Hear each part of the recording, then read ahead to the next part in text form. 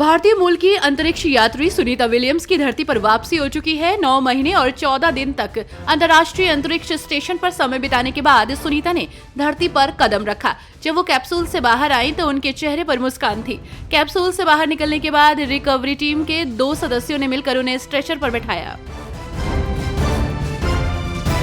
नागपुर हिंसा मामले की जांच में बड़ा खुलासा हुआ है। उपद्रवियों में से ज्यादातर लोग पास के ही मस्जिद में इफ्तार कर रहे थे। पुलिस ने बताया कि कईयों ने नमाज पढ़ने के बाद इफ्तारी की और फिर हिंसा करने के लिए सड़क पर उतर गए। पुलिस जांच कर रही है कि मस्जिद पर किसी ने इकट्ठा हुए भीड़ को बरगलाया था या नहीं और बरगलाने के लिए क्या कहा गया था।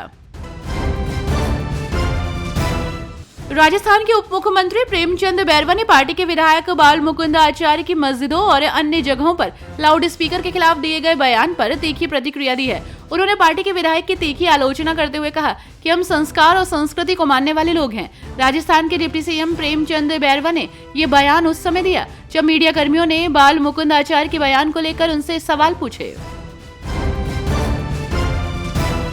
उत्तराखंड में मंत्रिमंडल विस्तार को लेकर सियासी हलचल तेज हो गई है। मुख्यमंत्री पुष्कर सिंह धामी मंगलवार को दिल्ली पहुंचे और उन्होंने केंद्रीय गृह मंत्री अमित शाह से मुलाकात के लिए समय मांगा।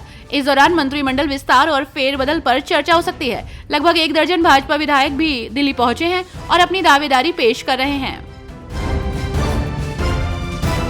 एआईसीसी महासचिवों और राज्य प्रभारियों की बैठक के बाद कांग्रेस सांसद जयराम रमेश ने कहा, बैठक में एआईसीसी अधिवेशन पर लंबी चर्चा हुई जो 8 और 9 अप्रैल को अहमदाबाद में होने जा रहा है। 8 अप्रैल को अहमदाबाद में ही कांग्रेस कार्य समिति की बैठक होगी और 9 तारीख को एआईसीसी अधिवेशन होगा। जिला कांग्रेस कमेटी अध्यक्षों की बैठकों की श्रृंखला जो 27 मार्च, 28 मार्च और 3 अप्रैल को नई दिल्ली के इंदिरा गांधी भवन में निर्धारित है।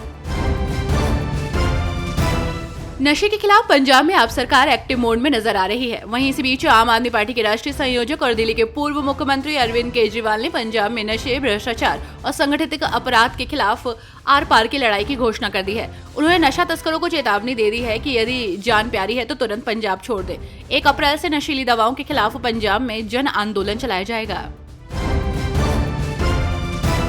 सीएम डॉक्टर मोहन यादव की अध्यक्षता में कैबिनेट की बैठक हुई। इसकी जानकारी देते हुए मंत्री राव उदय प्रताप सिंह ने बताया कि कैबिनेट मंत्रियों के साथ इस अहम बैठक में कई मुद्दों पर चर्चा की गई है।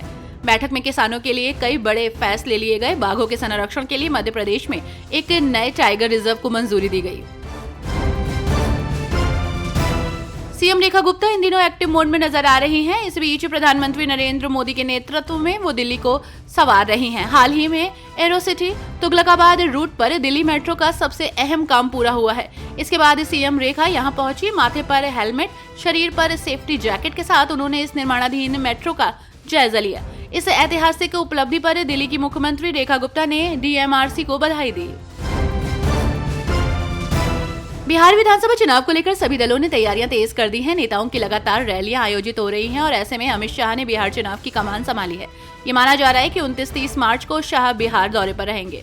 लोकसभा चुनाव में ऐतिहासिक जीत के बाद बिहार में राजग में एकजुटता का संदेश देंगे। राजग एकजुट होकर चुनाव लड़ने और एक दूसरे के लिए चुनाव प्रचार करने पर जोर देंगे।